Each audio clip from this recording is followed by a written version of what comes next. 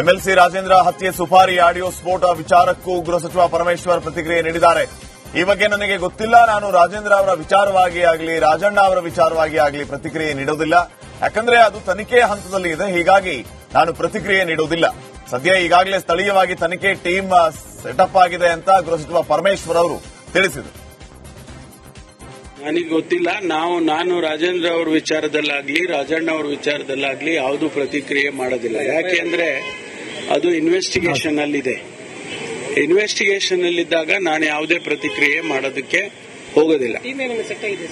ಎಲ್ಲ ಆಗಿದೆ, ಟೀಮ್ ಎಲ್ಲ ಆಗಿದೆ. ಇಲ್ಲ ಇಲ್ಲಿ ರಾಜಣ್ಣ ಪುತ್ರನ ಹತ್ಯೆಗೆ ಸುಪಾರಿ ವಿಚಾರವಾಗಿ ವಿಜಯಪುರದಲ್ಲಿ ಸಚಿವ ಎಂಬಿ ಪಾಟೀಲ್ ಪ್ರತಿಕ್ರಿಯೆ ನೀಡಿದ್ದಾರೆ. ಗೃಹ ಸಚಿವರು ಪೊಲೀಸ್ ಇಲಾಖೆ ಇದೆ, ಅವರೇ ಪ್ರಕರಣವನ್ನ ಬಯಲಿಗೆಳಿತಾರೆ ಅಂತ ಎಂಬಿ ಪಾಟೀಲ್ರು ಹೇಳಿದ್ದಾರೆ. ಗೃಹ ಸಚಿವರು ಪೊಲೀಸ್ ಇಲಾಖೆ ಈ ಬಗ್ಗೆ ಎಲ್ಲ ಕ್ರಮಗಳನ್ನ ಕೈಗೊಳ್ತಾರೆ. ಏನು ಆರೋಪಿಗಳಿದಾರ, ಏನು ಷಡ್ಯಂತ್ರಗಳಿದಾರ ಅದೆಲ್ಲವನ್ನ ಬಯಲಿಗೆಳ್ತಾರೆ ಮತ್ತು ಕಾನೂನು ಪ್ರಕಾರ ಶಿಕ್ಷೆ ಕೊಡ್ತಾರೆ. ಕಂಪ್ಲೇಂಟ್ ಮಾಡಲೇ ಇಲ್ಲ ಸರ್, ಅವರು ಕೂಡ ದೂರು ಸಲ್ಲಿಸಿದ್ದಾರೆ. ರಾಜಣ್ಣ ಅವ್ರ ಮಗ ಕೊಟ್ಟಿದ್ದಾನೆ ನಾವು.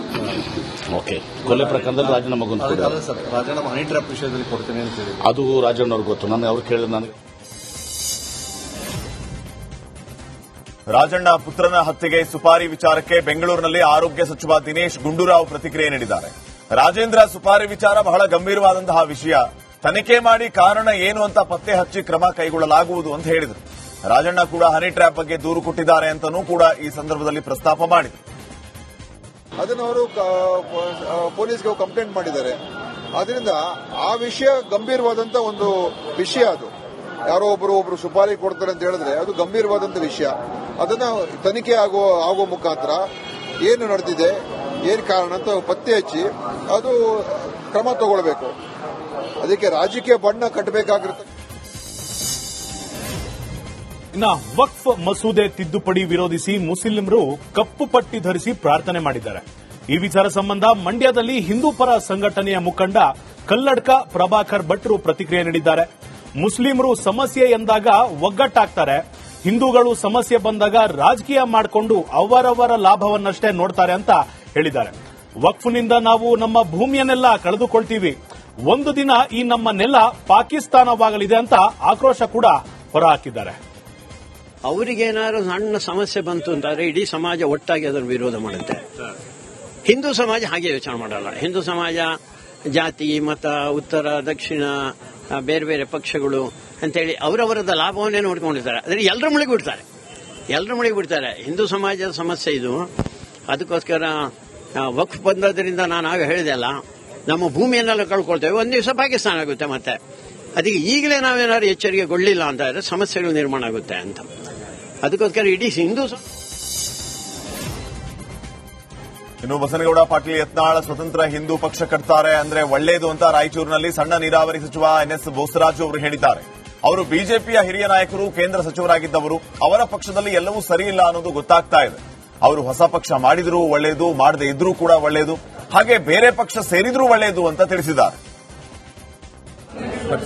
ಈಗ ನಾವು ನೋಡಿ ಅವರವರ ಪರ್ಸನಲ್ ಇದು. ಅವರು ಬಿಜೆಪಿಯಿಂದ ಹಿರಿಯ ನಾಯಕರಾಗಿದ್ದು ಕೇಂದ್ರ ಸಚಿವರಾಗಿರ್ತಕ್ಕಂಥವ್ರು.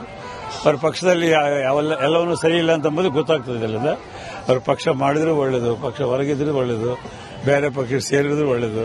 ಒಟ್ಟಿಗೆ ದೇಶಕ್ಕೆ ಶಾಂತಿ ನೆಮ್ಮದಿ ಸಿಗಲಿ ಅಂತ ಹೇಳ್ತಾರೆ ಅಷ್ಟೇ.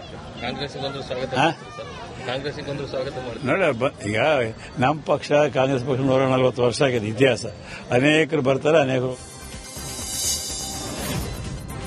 ಬಿಜೆಪಿ ಪಕ್ಷದಿಂದ ಉಚ್ಚಾಟನೆಯಾದ ಬೆನ್ನಲ್ಲೇ ಯತ್ನಾಳ್ರನ್ನ ಕಾಂಗ್ರೆಸ್ ಪಕ್ಷದ ಮುಖಂಡರು ಭೇಟಿಯಾಗ್ತಾ ಇದ್ದಾರೆ. ಧಾರವಾಡ ಗ್ರಾಮೀಣ ಘಟಕದ ಜಿಲ್ಲಾಧ್ಯಕ್ಷ ಅನಿಲ್ ಕುಮಾರ್ ಪಾಟೀಲ್ ಯತ್ನಾಳ್ರನ್ನ ಭೇಟಿಯಾಗಿದ್ದಾರೆ. ಯತ್ನಾಳ್ರನ್ನ ಭೇಟಿಯಾಗಿ 1 ಗಂಟೆಗೂ ಹೆಚ್ಚು ಕಾಲ ಅನಿಲ್ ಕುಮಾರ್ ಪಾಟೀಲ್ ಚರ್ಚೆ ನಡೆಸಿದ್ದಾರೆ.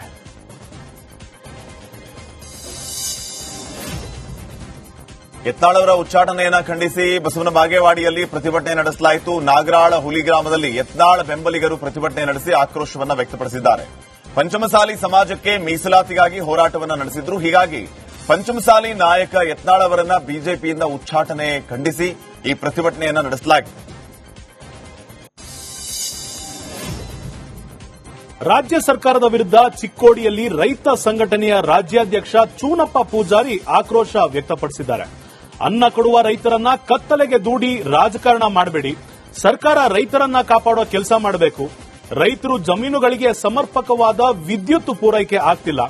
ಜನ ಜಾನುವಾರುಗಳು ರಕ್ಷಣೆಗೆ ಸರ್ಕಾರ ಮುಂದಾಗಲೇಬೇಕಿದೆ. ಇಲ್ದಿದ್ರೆ ಸರ್ಕಾರದ ವಿರುದ್ಧ ರೈತ ಸಂಘಟನೆ ಪ್ರತಿಭಟನೆ ಮಾಡುತ್ತದೆ ಅಂತ ಎಚ್ಚರಿಕೆ ನೀಡಿದ್ದಾರೆ. ಸರ್ಕಾರ ಇವತ್ತು ರೈತರನ್ನ ಕಾಪಾಡ್ತಕ್ಕಂಥ ಕೆಲಸ ಮಾಡಲೇಬೇಕು. ಯಾಕಪ್ಪ ಅಂತಂದ್ರೆ ನಾವು ಇಡೀ ಜಗತ್ತಿಗೆ ಅನ್ನ ಹಾಕ್ತಕ್ಕಂಥವ್ರ ಇವತ್ತು ಅನ್ನದಾತರನ್ನ ಕತ್ಲಾಗಿಟ್ಟ ತಾವು ರಾಜಕಾರಣ ಮಾಡೋದು ಒಳ್ಳೇದಲ್ಲ. ಸರಿಯಾಗಿ ವಿದ್ಯುತ್ ಕೊಡ್ತಕ್ಕಂಥ ಕೆಲಸ ಮಾಡಲೇಬೇಕು. ಇಲ್ಲಾಂದ್ರೆ ನಾವು ರೈತ ಸಂಘ ಮತ್ತು ರೈತರೆಲ್ಲ ಕೂಡಿ ಹೋರಾಟ ಮಾಡಬೇಕು. ಸರ್ಕಾರ ಇವತ್ತು ರೈತರನ್ನ ಕಾಪಾಡ್ತಕ್ಕಂಥ ಕೆಲಸ ಮಾಡಲೇಬೇಕು. ಯಾಕಪ್ಪ ಅಂತಂದ್ರೆ ನಾವು ಇಡೀ ಜಗತ್ತಿಗೆ ಅನ್ನ ಹಾಕ್ತಕ್ಕಂಥವ್ರ ಇವತ್ತು ಅನ್ನದಾತರನ್ನ ಕತ್ಲಾಗಿಟ್ಟ ತಾವು ರಾಜಕಾರಣ ಮಾಡೋದು ಒಳ್ಳೇದಲ್ಲ. ಸರಿಯಾಗಿ ವಿದ್ಯುತ್ ಕೊಡ್ತಕ್ಕಂಥ ಕೆಲಸ. ವಕ್ಫ್ ಬೋರ್ಡ್ ಕಾಯ್ದೆ ಜಾರಿಗೆ ವಿರೋಧಿಸಿ ಬೆಳಗಾವಿ ನಗರದಲ್ಲಿ ಮುಸ್ಲಿಂ ಜಮಾತ್ ವತಿಯಿಂದ ಶಾಂತಿಯುತವಾಗಿ ಪ್ರತಿಭಟನೆ ನಡೆಸಲಾಯಿತು. ನಗರದ ನ್ಯೂ ವೈಭವ್ ನಗರದಲ್ಲಿ ಮುಸ್ಲಿಂ ಜಮಾತ್ ವತಿಯಿಂದ ಕೈಗೆ ಕಪ್ಪು ಪಟ್ಟಿಯನ್ನು ಧರಿಸಿ ಬಾಗ್ಲೈಟ್ ರಸ್ತೆಯ ಮೇಲೆ ನೂರಾರು ಮುಸ್ಲಿಂ ಮುಖಂಡರು ಪ್ರತಿಭಟನೆ ನಡೆಸಿದರು. ಬಳಿಕ ವೈಭವ್ ನಗರ ಹಾಗೂ ನ್ಯೂ ವೈಭವ್ ನಗರದಲ್ಲಿ ಪ್ರತಿಭಟನಾ ಮೆರವಣಿಗೆ ನಡೆಯಿತು. ಬೆಳಗಾವಿಯಲ್ಲಿ ಪ್ಲಾಸ್ಟಿಕ್ ಬಳಕೆಗೆ ಕಡಿವಾಣ ಹಾಕೋದಕ್ಕೆ ಪಾಲಿಕೆ ಆಯುಕ್ತೆ ಶುಭಾ ಮುಂದಾಗಿದ್ದಾರೆ. ಮುಂಬರೋ ದಿನಗಳಲ್ಲಿ ನಾವು ಕಡ್ಡಾಯವಾಗಿ ನಗರದ ಎಲ್ಲಾ ಶಾಪ್ಗಳಲ್ಲಿ ಪ್ಲಾಸ್ಟಿಕ್ ರೇಡ್ ಮಾಡ್ತೀವಿ. ಬೆಳಗಾವಿ ಉತ್ತಮವಾದ ಸಿಟಿಯಾಗಬೇಕು, ಪ್ಲಾಸ್ಟಿಕ್ ಮುಕ್ತ ಬೆಳಗಾವಿಯಾಗಬೇಕು. ಆ ನಿಟ್ಟಿನಲ್ಲಿ ಕ್ರಮ ಕೈಗೊಳ್ಳಲಾಗುತ್ತೆ ಅಂತ ಪಾಲಿಕೆ ಆಯುಕ್ತೆ ಶೋಭಾ ತಿಳಿಸಿದ್ದಾರೆ. ನಾಳೆಯಿಂದ ಜನಸಾಮಾನ್ಯರಿಗೆ ಡಬಲ್ ಹೊರೆ ಬೀಳಲಿದೆ. ನಾಳೆಯಿಂದಾನೇ ಹಾಲು ವಿದ್ಯುತ್ ಪರಿಷ್ಕೃತ ದರ ಜಾರಿಯಾಗಲಿದೆ. 1 ಲೀಟರ್ ನಂದಿನಿ ಹಾಲಿನ ದರ 4 ರೂಪಾಯಿಗೆ ಏರಿಕೆಯಾದರೆ 120 ರೂಪಾಯಿ ಇದ್ದಂತಹ ವಿದ್ಯುತ್ ಫಿಕ್ಸ್ಡ್ ದರ 145ಕ್ಕೆ ಹೆಚ್ಚಳ ಆಗಿದೆ. ಹೀಗಾಗಿ ನಾಳೆಯಿಂದ 25 ರೂಪಾಯಿ ಕರೆಂಟ್ ಬಿಲ್ ಏರಿಕೆ ಆಗಲಿಕ್ಕಿದೆ.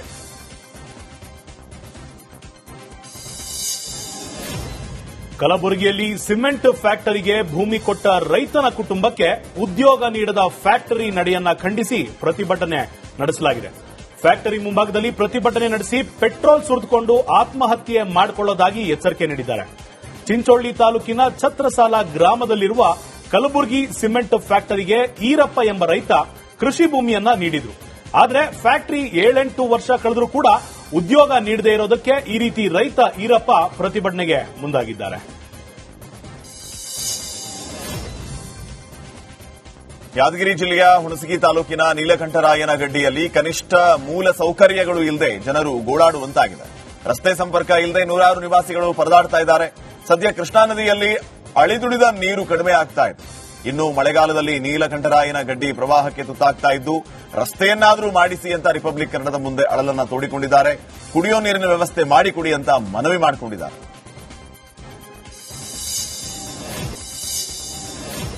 ಮೈಸೂರಿನ ಎಚ್ಡಿ ಕೋಟೆ ತಾಲೂಕು ಹ್ಯಾಂಡ್ ಪೋಸ್ಟ್ ಮತ್ತು ಹಂಪಾಪುರ ಗ್ರಾಮದಲ್ಲಿ ಐಸ್ ಕ್ರೀಂ ಘಟಕಗಳಿಗೆ ಆಹಾರ ಸುರಕ್ಷತಾ ಇಲಾಖೆಯ ಅಧಿಕಾರಿಗಳು ದಿಢೀರ್ ಅಂತ ಭೇಟಿ ನೀಡಿ ದಾಳಿ ನಡೆಸಿದ್ದಾರೆ. ಐಸ್ ಕ್ರೀಂ ತಯಾರಿಸುವ ಘಟಕಗಳಿಗೆ ಭೇಟಿ ನೀಡಿ ಅಧಿಕಾರಿಗಳು ಪರಿಶೀಲನೆಯನ್ನು ನಡೆಸಿ ಸುರಕ್ಷತಾ ಕ್ರಮಗಳನ್ನು ಪಾಲಿಸದ ಅಂಗಡಿ ಮಾಲೀಕರಿಗೆ ದಂಡ ವಿಧಿಸಿ ನೋಟಿಸ್ ಅನ್ನು ಕೂಡ ಜಾರಿ ಮಾಡಿದ್ದಾರೆ. ಐಪಿಎಲ್ ಬೆಟ್ಟಿಂಗ್ ಆನ್ಲೈನ್ ಗೇಮ್ ವಿರೋಧಿಸಿ ಮಂಡ್ಯದಲ್ಲಿ ಪ್ರತಿಭಟನೆ ನಡೆಸಲಾಯಿತು. ಮಂಡ್ಯದ ಸಂಜಯ್ ಸರ್ಕಲ್ ಅಲ್ಲಿ ರೈತ ಸಂಘದಿಂದ ಪ್ರತಿಭಟನೆ ನಡೆಯಿತು.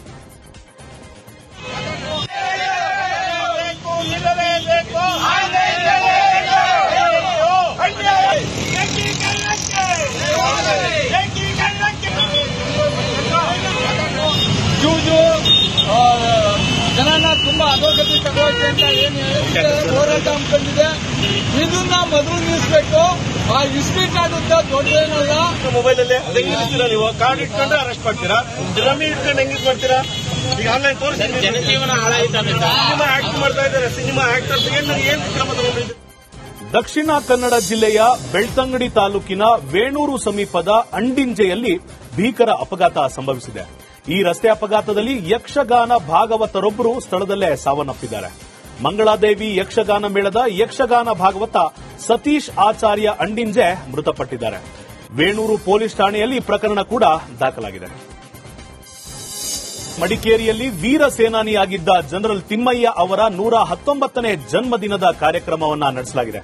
ಜನರಲ್ ತಿಮ್ಮಯ್ಯ ವಾರ್ ಮ್ಯೂಸಿಯಂ ಸನ್ನಿ ಸೈಡ್ನಲ್ಲಿ ಜನ್ಮದಿನ ಆಚರಣೆ ಮಾಡಲಾಗಿದೆ.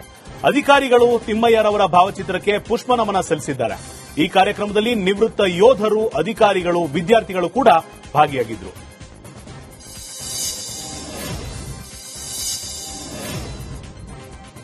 ಯುಗಾದಿ ಸಂಭ್ರಮದ ಸೆಲೆಬ್ರೇಷನ್ ಅಲ್ಲಿ ಭಾಗಿಯಾಗಿರುವಂತಹ ಸಚಿವ ಶಿವರಾಜ್ ತಂಗಡಗಿ ನಾಡಿನ ಜನತೆಗೆ ರಂಜಾನ್ ಹಾಗೂ ಯುಗಾದಿ ಹಬ್ಬದ ಶುಭಾಶಯಗಳನ್ನು ತಿಳಿಸಿದ್ದಾರೆ.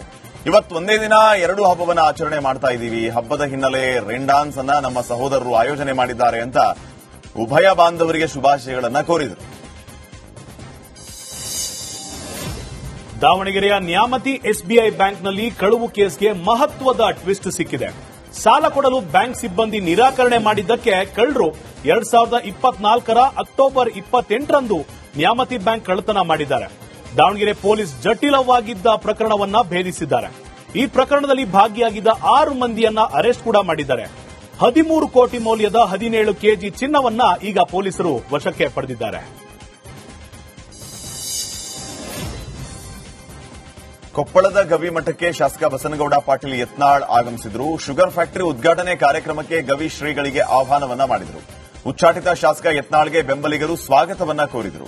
ಬೆಂಬಲಿಗರು ಶಾಸಕ ಯತ್ನಾಳ್ ಪರ ಘೋಷಣೆ ಮೊಳಗಿಸಿದರು.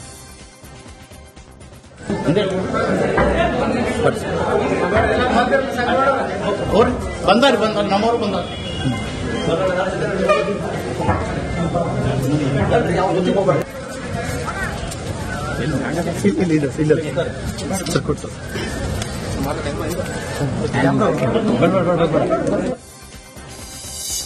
ಕಾಂಗ್ರೆಸ್ ನಾಯಕಿ ಶ್ರೀಮತಿ ಪ್ರಿಯಾಂಕಾ ಗಾಂಧಿ ಅವರು ಬಂಡೀಪುರದ ಮೂಲಕ ರಾತ್ರಿ ಪ್ರಯಾಣ ನಿರ್ಬಂಧವನ್ನ ನಿಷೇಧಿಸುವ ವಿಚಾರದ ಬಗ್ಗೆ ಇವತ್ತು ಹೇಳಿಕೆ ನೀಡಿದ್ದಾರೆ. ಆ ಪ್ರಕಾರ ಕಾಂಗ್ರೆಸ್ ನಾಯಕತ್ವದಲ್ಲಿನ ಭಿನ್ನಾಭಿಪ್ರಾಯವನ್ನ ತೋರುತ್ತದೆ. ಬಂಡೀಪುರವು ಕೇವಲ ಒಂದು ರಸ್ತೆ ಅಲ್ಲ, ಇದು ಅನೇಕ ವನ್ಯಜೀವಿ ಪ್ರಭೇದಗಳ ವಾಸಸ್ಥಳವಾಗಿದೆ. ಅವುಗಳನ್ನ ಮಾನವ ಚಟುವಟಿಕೆಗಳಿಂದ ರಕ್ಷಿಸಲು ವಿಶೇಷವಾಗಿ ರಾತ್ರಿ ಸಮಯದಲ್ಲಿ ಸೂಕ್ಷ್ಮ ಅವಧಿಯಲ್ಲಿ ಅವುಗಳಿಗೆ ರಕ್ಷಣೆ ನೀಡಬೇಕಾದ ಅಗತ್ಯವಿದೆ.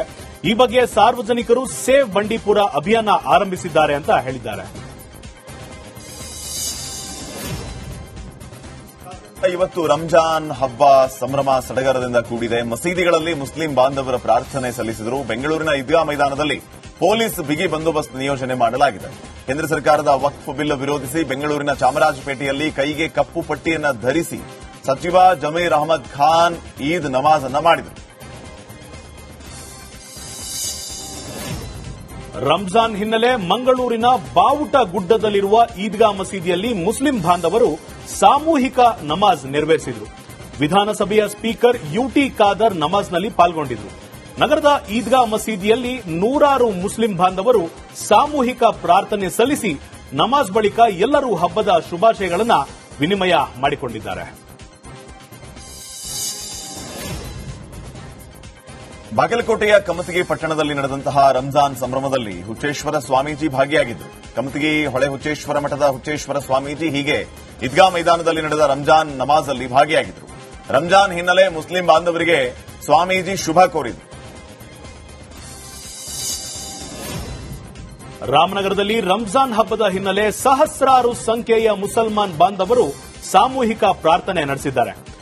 ಎಸಿಎಂಸಿ ಮೈದಾನದ ಬಳಿ ಸಾಮೂಹಿಕ ಪ್ರಾರ್ಥನೆ ಸಲ್ಲಿಸಿ ಪರಸ್ಪರ ಆಲಿಂಗಿಸಿ ಶುಭಾಶಯ ವಿನಿಮಯ ಮಾಡಿಕೊಂಡರು. ರಾಮನಗರ ಶಾಸಕ ಇಕ್ಬಾಲ್ ಹುಸೇನ್ ಕೂಡ ಈ ಪ್ರಾರ್ಥನೆಯಲ್ಲಿ ಭಾಗಿಯಾಗಿದ್ದರು. ಮುಸಲ್ಮಾನ್ ಬಂಧುಗಳಿಗೆ ಶುಭವನ್ನ ಈ ವೇಳೆ ಕೋರಲಾಗಿದೆ. ದೇಶದಾದ್ಯಂತ ಇವತ್ತು ರಂಜಾನ್ ಆಚರಣೆ ಆಗ್ತಾ ಇದೆ. ಮಸೀದಿಗಳಲ್ಲಿ ಮುಸ್ಲಿಂ ಬಾಂಧವರು ಪ್ರಾರ್ಥನೆಯನ್ನ ಸಲ್ಲಿಸ್ತಾ ಇದ್ದಾರೆ. ದೆಹಲಿಯ ಪಾರ್ಲಿಮೆಂಟ್ ಸ್ಟ್ರೀಟ್ ಮಸೀದಿಯಲ್ಲಿ ಬಿಜೆಪಿ ನಾಯಕ ಶಹನವಾಜ್ ಹುಸೇನ್ ನಮಾಜ್ ಅನ್ನ ಸಲ್ಲಿಸಿದ್ದಾರೆ. ಭಾರತದಾದ್ಯಂತ ಮುಸ್ಲಿಮರು ಈದ್ ಉಲ್ ಫಿತರ್ ಆಚರಿಸ್ತಾ ಇದ್ದಾರೆ. ಮಧ್ಯಪ್ರದೇಶನ ಭೋಪಾಲ್ನ ಈದ್ಗಾದಲ್ಲಿ ಮುಸ್ಲಿಂ ಬಾಂಧವರು ನಮಾಜ್ ಮಾಡಿದರು. ಸಾವಿರಾರು ಜನ ಸಾಮೂಹಿಕ ಪ್ರಾರ್ಥನೆಯನ್ನ ಸಲ್ಲಿಸಿದರು.